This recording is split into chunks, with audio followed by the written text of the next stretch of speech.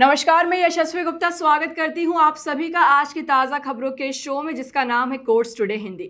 इन खबरों के बारे में ज़्यादा जानकारी के लिए सब्सक्राइब करिए हमारे YouTube चैनल या विजिट करिए हमारे वेबसाइट www.livelawin पर। लाइव लॉ हिंदी पर आपको सारी ताज़ा अपडेट्स मिल जाएंगी। चलिए अब बढ़ते हैं आज के खबरों की ओर। सुप्रीम कोर्ट ने विपक्ष के नेता राहुल गांधी के खिलाफ आपराधिक मानहानि मामले की कार्रवाई पर रोक लगा दी। यह मामला साल 2020 में चीन के साथ गलवान घाटी में हुई झड़प के संबंध में भारतीय सेना के बारे में उनकी की गई टिप्पणियों से जुड़ा है। हालांकि राहुल गांधी को अंतरिम राहत दी गई थी, लेकिन सुनवाई के दौरान जस्टिस दीपांकर दत्ता और जस्टिस एजी मसीह की खंडपीठ ने गांधी की टिप्पणियों पर असहमति जताते हुए मौखिक टिप्पणी की।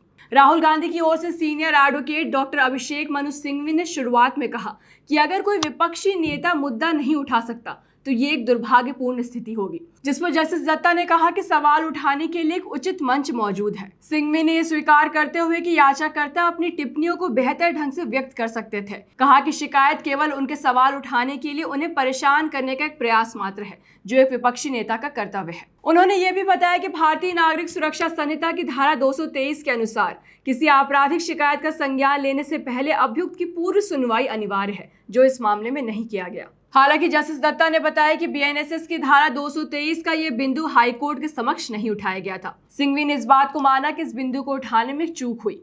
उन्होंने कहा कि हाईकोर्ट में चुनौती मुख्य रूप से शिकायतकर्ता के अधिकार क्षेत्र पर केंद्रित थी। बताते चले कि बॉर्डर रोड्स ऑर्गेनाइजेशन के पूर्व निदेशक उदय शंकर श्रीवास्तव द्वारा दायर और वर्तमान में लखनऊ कोर्ट में लंबित मानहानि की शिकायत में कहा गया कि गांधी द्वारा कथित अपमानजनक टिप्पणी 16 दिसंबर 2022 को उनकी भारत जोड़ो यात्रा के दौरान की गई थी। शिकायत में आगे कहा गया कि 9 दिसंबर 2022 को भारतीय और चीनी सेनाओं के बीच हुई झड़प से संबंधित गांधी की आपत्तिजनक टिप्पणियों ने भारतीय सेना की मानहानि की है। ये विशेष रूप से आरोप लगाया गया कि गांधी ने बार बार अत्यंत अपमानजनक ढंग से कहा कि चीनी सेना अरुणाचल प्रदेश में हमारे सैनिकों की पिटाई कर रही है और भारतीय प्रेस इस संबंध में कोई प्रश्न नहीं पूछेगा। इस मुद्दे पर आपकी क्या राय है, हमसे कमेंट सेक्शन में जरूर शेयर करें और इस मामले के आगे के अपडेट्स के लिए बने रहे हमारे साथ। एक मामले में पटना हाई कोर्ट ने कहा कि किसी भी आपराधिक मामले में आरोपी द्वारा कार्रवाई के किसी भी चरण में, यहां तक कि मामले के अंतरिम निपटारे के बाद भी नाबालिग होने का दावा किया जा सकता है। जस्टिस जितेंद्र कुमार ने जुवेनाइल जस्टिस बोर्ड सिवान को 1993 के हत्या के प्रयास के मामले में दोषी ठहराए गए 8 अपीलकर्ताओं में से एक के नाबालिग होने के दावे की जांच करने का निर्देश दिया।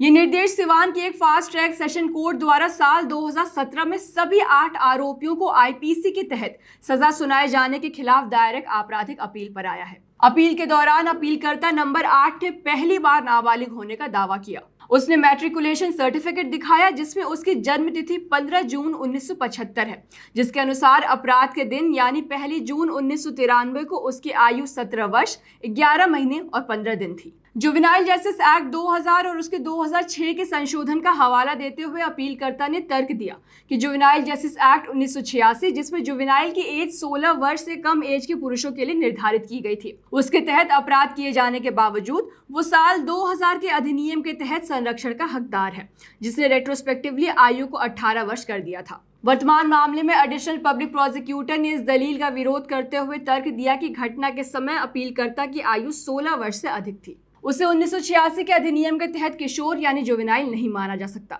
और साथ ही ये भी तर्क दिया कि साल 2000 के अधिनियम को रेट्रोस्पेक्टिवली लागू नहीं किया जा सकता। मामले में आगे जस्टिस जितेंद्र कुमार ने राज्य की आपत्तियों को खारिज कर दिया और सुप्रीम कोर्ट के कई फैसलों का हवाला दिया, जिनमें हरिराम बनाम राजस्थान राज्य, दयानंद बनाम हरियाणा राज्य और राजू बनाम हरियाणा राज्य शामिल हैं। मामले में न्यायालय ने दोहराया कि 2000 का अधिनियम, जो कि 2006 में संशोधित किया गया था, सभी लंबित मामलों पर लागू होगा, चाहे वे ट्रायल केसेस हो, रिवीजन केसेस हो या अपील हो। अदालत ने अशोक बनाम मध्य प्रदेश राज्य के बारे में भी बात की, जिसमें सुप्रीम कोर्ट ने कहा था कि भले ही इस मामले में अपराध 2000 अधिनियम के लागू होने से पहले किया गया हो, फिर भी याचिकाकर्ता 2000 अधिनियम की धारा 7A के तहत किशोर यानी जुवेनाइल होने का लाभ पाने का हकदार है, यदि जांच में पाया जाता है कि कथित अपराध की तिथि पर की गई उसकी आयु 18 वर्ष से कम थी। जिसके बाद वर्तमान मामले में न्यायालय ने कहा कि किशोर यानी जुवेनाइल होने का दावा किसी भी न्यायालय के समक्ष किसी भी स्तर पर, यहां तक कि मामले के अंतरिम निपटारे के बाद भी उठाया जा सकता है और यदि न्यायालय किसी व्यक्ति को अपराध की तिथि पर जुवेनाइल पाता है तो उसे उचित आदेश पारित करने के लिए जुवेनाइल बोर्ड के पास भेजना होगा। खबरों में आगे बढ़ते हुए दिल्ली हाई कोर्ट ने पटियाला हाउस के एशियन न्यूज इंटरनेशनल द्वारा यूट्यूबर मोहक मंगल के खिलाफ दायर कॉपीराइट और ट्रेडमार्क उल्लंघन के मुकदमे को अपने पास ट्रांसफर कर लिया है। जस्टिस मनमीत प्रीतम सिंह अरोड़ा ने निर्देश दिया कि इस मुकदमे की सुनवाई मोहक मंगल के खिलाफ एएनआई द्वारा 8 सितंबर को हाई कोर्ट में लंबित मानहानि